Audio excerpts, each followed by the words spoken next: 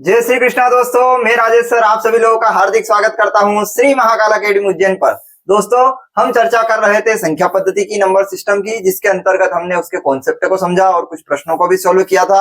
अब हम आगे के प्रश्नों को स्टेप बाय स्टेप सोल्व करते हैं। तो देखिए इस नेक्स्ट प्रश्न में क्या पूछा है आप लोगों से। यहाँ पे पूछा है कि 41 की पावर 43 प्लस 43 की पावर 43 किससे विभाज्य है। तो जब भी इस प्रश्न को आप करें तो कॉन्सेप्ट को याद करिए दोस्तों। जब भी आप a की पावर n प्लस बी की पावर n और n बराबर क्या हो, विषम हो तो आपको क्या करना है, a प्लस बी डायरेक्ट आपको इसको जोड़ देना है तो आपका वही आंसर हो जाएगा। यहाँ पर क्या दे रखा है 41 प्लस 43, तो क्या आ जाएगा 1 3 4 4 4 कितना हो जाएगा 8, तो आपका आंसर कितना आ जाएगा 84। ये ऐसे कैसे होता है कॉन्सेप्ट, जैसे देखिए a प्लस बी की पावर 1 हो तो आपको क्या मिलता है a प्लस बी। जब a की पावर 3 हो, b की पावर 3 हो तो इसका क्या होता है, डायरेक्ट आपने फार्मूला पढ़ा होगा a plus B A square minus A B plus B square. तो यहाँ पर a प्लस बी जब भी विषम घात होगी इसकी, जब भी इसकी घात विषम होगी तो वो a प्लस बी के रूप में आएगा ही सही दोस्तों।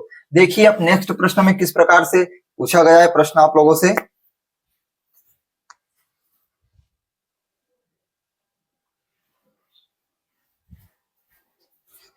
देखिए दोस्तों इस नेक्स्ट प्रश्न में आप लोगों से क्या पूछा गया है। यहाँ पूछा गया है कि 4 की पावर 61 प्लस 4 की पावर 62 प्लस 4 की पावर 63 प्लस 4 की पावर 64 किससे विभाज्य है। तो दोस्तों आप लोगों को मैंने बताया है कि कॉन्सेप्ट, ट्रिक और फार्मूला क्या लग रहा है, क्या है कॉन्सेप्ट, यहाँ पर अपन समझते हैं इसको। तो यहाँ पर आपको क्या है, प्रयास करना है किससे विभाज्य। तो इसमें इसका सोल्व करके देखते हैं। तो 4 की पावर 61 इसके अंदर से कॉमन निकाल लेंगे तो यहाँ बचेगा 1, यहाँ पर बचेगा 4 की पावर 1 क्योंकि 61 कॉमन हो गया। यहाँ बचेगा 4 की पावर 2 प्लस यहाँ बचेगा 4 की पावर 3। अब देखिए 4 की पावर 61 यहाँ ऐसा कैसा 1 plus 4 plus 16 plus 4 into 4 into 4 64, 4 चौक 16, 16 चौक 64। अब देखिए यहाँ पर 4 की पावर 61 यहाँ पर कितना हो जाएगा 20 85 20 20 21 और 21 और 85। तो ये 85 किसके अंदर, इसको किससे विभाज्य करें तो ये कौन सी संख्या से विभाज्य होगा। तो 7 9 11 17 से 17 पंजे 85, तो ये किससे विभाज्य होगा 17 से। आइए आगे बात समझ में दोस्तों, 85 कौन से डिविजिबल होगा 17 से। इस प्रकार से आप लोगों को कुछ लॉजिक का भी यूज करना है, कॉन्सेप्ट का भी यूज करना है, आपको आंसर की ओर पहुंचना है दोस्तों। मैथ्स का मेन कॉन्सेप्ट यही है। अब देखिए नेक्स्ट प्रश्न में,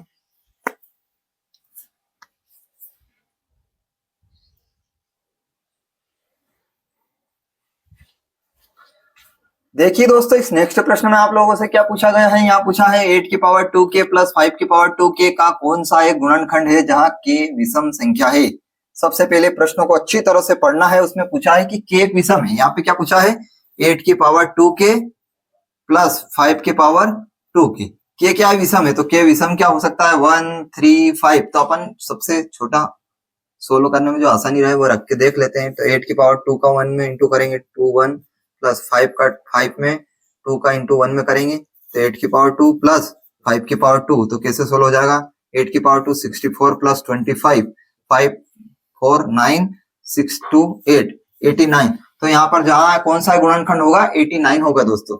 इस प्रकार से आप लोगों को सोल्व करना है दोस्तों। अब देखिए नेक्स्ट प्रश्न में क्या पूछा है आप लोगों से।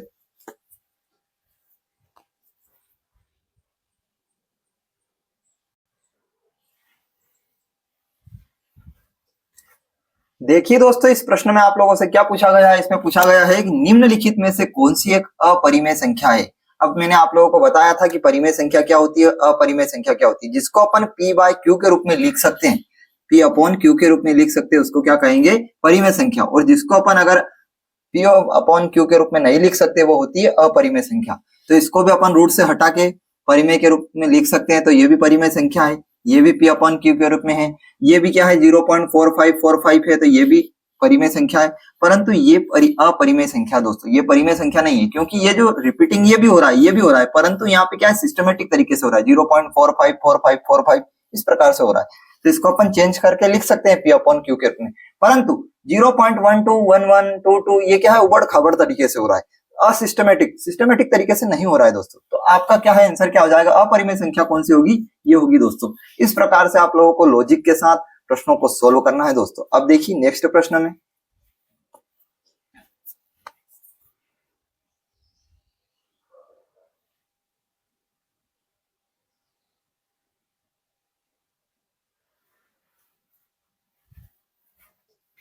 देखिए दोस्तों इस प्रश्न में क्या पूछा है, आप लोगों से पूछा है कि निम्नलिखित में से कौन सा सबसे बड़ा है। तो यहाँ पे 7/9, 11/14, तो इस प्रकार से ट्रिक से सोल्व कैसे करेंगे, इनको इस प्रकार से लिख लेंगे सबसे पहले, फिर उसके बाद अपन क्या करेंगे, इनका क्रॉस गुणा करके देखेंगे और जिसका बड़ा होगा वही बड़ा होगा। 14 का गुणा इसमें 7 में करा, 14 7 98 और 11 9 99। तो अब ये छोटा हो गया, ये बड़ा हो गया, अब इन दोनों को करवा दीजिए। तो 11 चौक 44, 14 दूनी 28, 14 42, तो ये बड़ा हुआ, ये छोटा हुआ। फिर इन दोनों का गुणा करवा दीजिए, 11 13 एकम 13 का 3 हासिल 1, 13 और 1 14, 1 4 3 10 140, इसका गुणा करा तो इसमें से यही बड़ा आया, तो मतलब ऑल बड़ा कौन सा होगा, ये होगा। तो निम्नलिखित में से कौन सबसे बड़ा है, 11/14, 11/14। इस प्रकार से आप लोगों को ट्रिक के माध्यम से सोल्व करना है। कंपटीशन एग्जाम में समय का बहुत बड़ा रोल होता है दोस्तों, इसलिए विशेष ध्यान रखें। मैथमेटिक्स में जहाँ ट्रिक लग रही है वहां ट्रिक लगाए, जहाँ कॉन्सेप्ट से सोल्व हो रहा है तो वहां कॉन्सेप्ट से करे, परंतु आपको तरीके 2-3 तरह से आपको पता होना चाहिए दिमाग में। प्रश्न को पढ़ते ही आपके दिमाग में पूरा तरह से घंटी बज जाना चाहिए कि ये प्रश्न किस प्रकार से सोल्व होगा। अब देखिए नेक्स्ट प्रश्न में,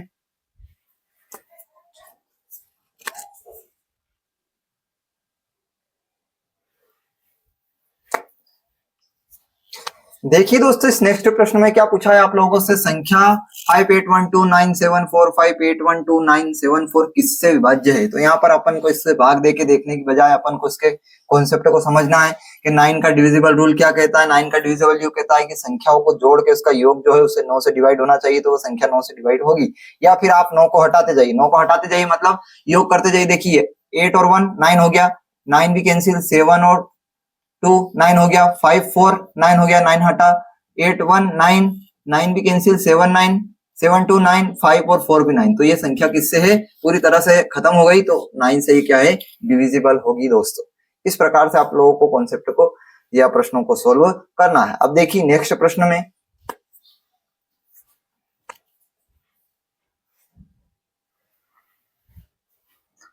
देखिए दोस्तों इस नेक्स्ट प्रश्न में आप लोगों से क्या पूछा है, यहाँ पे पूछा है कि जब किसी संख्या को 18 से 18 से भाग दिया जाता है तो शेषफल 4 प्राप्त होता है। यदि भाजक और भागफल का योग 30 है तो संख्या क्या है। आप लोगों को इसका भी कॉन्सेप्ट पता होना चाहिए। क्या होता है कॉन्सेप्ट, भाज्य बराबर भाजक गुणित भागफल प्लस क्या होता है, शेषफल। अब देखिए यहाँ पे ये भाज्य क्या होता है, आप लोगों को भाग देके देखा होगा, ये भाज्य भाजक गुणित, यहाँ पे क्या होता है भागफल, और जब इसको सोल्व करते हैं तो यहाँ पे क्या आ जाता है, जो भी बचता है वो शेषफल होता है। तो आप लोगों को इस कॉन्सेप्ट को याद रखिएगा। अब यहाँ पे क्या कहा है कि जब किसी संख्या को किससे 18 से 18 से भाग दिया जाता है तो शेषफल 4 प्राप्त होता है। इससे भाग किससे देंगे, यहाँ पे 18 से भाग दिया जाता है तो शेषफल। यदि भाजक और भागफल का, अब यहाँ पे क्या है, ये इसका भाज्य बराबर क्या हो जाएगा, ये इसको x मान लीजिए, यहाँ पर x, यहाँ पे कितना दे रखा है भाजक, भागफल कितना है, यदि भाजक और भागफल का योग, आप लोग को भाजक और भागफल का योग दे रखा है, भाजक प्लस भागफल का योग कितना दे रखा है, 30 दे रखा है। तो भाजक कितना दे रखा है 18, भागफल को x मान लीजिए या y मान लीजिए, तो यहाँ पे कितना हो जाएगा 30, y बराबर 30 माइनस 18, तो y बराबर कितना हो जाएगा 30 माइनस 18 12। तो भाग ये भाग जो है अपन ने माना था, भागफल कितना आ जाएगा 12 आ जाएगा। यहाँ पे देखिए अब आपके पास भाजक आ गया, भागफल आ गया और शेषफल आ गया, तो आप इस फॉर्मूले के अंदर मान रख दीजिए। भाज्य बराबर कितना हो जाएगा, भाज्य बराबर x बराबर अपन ने माना था भाजक कितना है 18 प्लस भागफल कितना है 12 प्लस शेषफल कितना है 4। तो इसको सोल्व कर लीजिए, 18 दूना 36, 18 18 और 3 कितने हो गए 21 प्लस 4, तो कितना हो जाएगा x बराबर 220, 216 और 4 कितना हो जाएगा 220।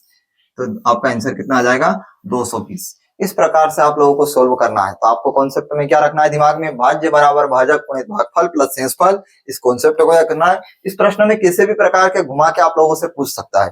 अब आप अभी इसमें आपको क्या दे दिया, भाज्य दे दिया, कभी भागफल दे देगा या भाजक दे दिया, भागफल दे दिया, एक चीज देगा, दो चीज पूछ लेगा, दो चीज देगा, एक चीज पूछ लेगा। आप लोगों को मानकर और कॉन्सेप्ट करके उसको सोल्व करना है और आपको जल्दी से जल्दी आंसर की ओर पहुंचना है। अब देखिए नेक्स्ट प्रश्न में,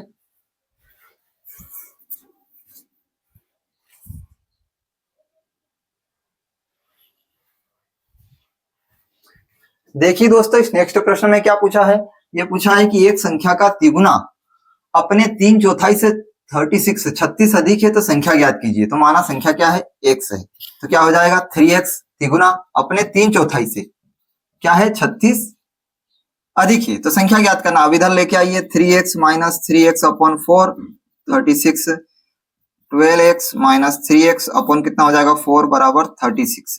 अब यहाँ पर इसमें से घटा दीजिए तो कितना हो जाएगा 9x बराबर 36 इंटू में कितना हो जाएगा 4 का इंटू इधर कर देंगे, 9 चौक कितना हो जाएगा 36, x बराबर 4 इंटू 4, x बराबर 16। तो आपका आंसर क्या हो जाएगा 16 हो जाएगा। कभी कभी आप लोगों को दोस्तों मैथमेटिक्स में आप लोगों को मानना भी पड़ेगा, x y मानकर आप लोग आंसर से अपन को अपना काम क्या है मेन आंसर तक पहुंचना, वो किस तरह से पहुंचना है, किस तरह से किस रास्ते अपन जल्दी पहुंच सकते हैं उस रास्ते आप लोगों को जाना है। अब देखिए नेक्स्ट प्रश्न में,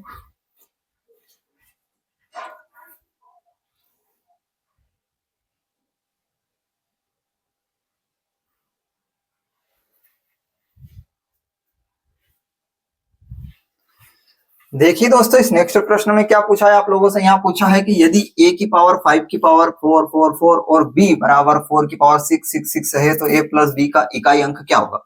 अब लोगों को एक कॉन्सेप्ट पता होना चाहिए कि 0 1 5 और 6 ये चार संख्या ऐसी है, इनकी पावर कितनी भी करो आप लोगों को यही संख्या मिलेगी। 0 की पावर आप कितनी भी करो 1 2 3 तो आप लोगों को 0 ही प्राप्त होगा, और 1 की पावर भी आप 1000 भी कर दोगे आप तो आपको क्या प्राप्त होगा 1 ही होगा। 5 की पावर भी कितनी कर दोगे तो 1 ही प्राप्त होगा, 2 3 मतलब वही संख्या प्राप्त होगी।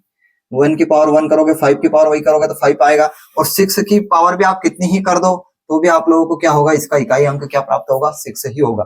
मतलब जो 0 1 5 6 है एक ऐसी संख्या है, इनकी पावर कितनी भी कर दो तो वही संख्या उसका इकाई अंक वही होता है।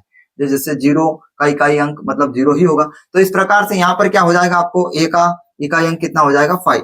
अब b की पावर क्या, b बराबर क्या रखा है 4 की पावर 6 6 6। तो b का 4 का कॉन्सेप्ट क्या होता है, 4 की पावर अगर 1 करते हैं तो 4 होता है, 4 की पावर 2 करते हैं तो 16 होता है, 4 की पावर 3 करते हैं तो 4 चौक 16, 16 चौक 64, मतलब इकाई अंक कितना होगा 4 6 4। अब मतलब अपन को एक चीज समझ में आई कि अगर अपन यहाँ पर विषम संख्या लेते हैं, ऑड लेते हैं तो आप लोगों को क्या प्राप्त होता है इकाई अंक 4, और अगर इवन लेते हैं मतलब सम लेते हैं अगर तो यहाँ पर क्या प्राप्त होगा 6 होगा। देखिए आप यहाँ पे 4 ये ऑड है, यहाँ पे भी ऑड है, विषम है तो आप लोगों को क्या 4, और अगर सम संख्या है तो आप लोगों को जो है इकाई अंक क्या होगा 6 होगा। तो यहाँ पर b के स्थान पर इकाई अंक कितना हो जाएगा 6 है, और a प्लस b का इकाई अंक पूछा है तो 5 और 6 कितना हो जाएगा 11, तो इकाई अंक कितना हो जाएगा 1। तो आपका आंसर हो जाएगा b ऑप्शन होगा और 1 होगा। इस प्रकार से आप लोगों को सोल्व करना है दोस्त। कभी कभी क्या करना है कॉन्सेप्ट का ही दिमाग लगाना है और अपन को आंसर की ओर पहुंचना है दोस्तों। अब देखिए नेक्स्ट प्रश्न में,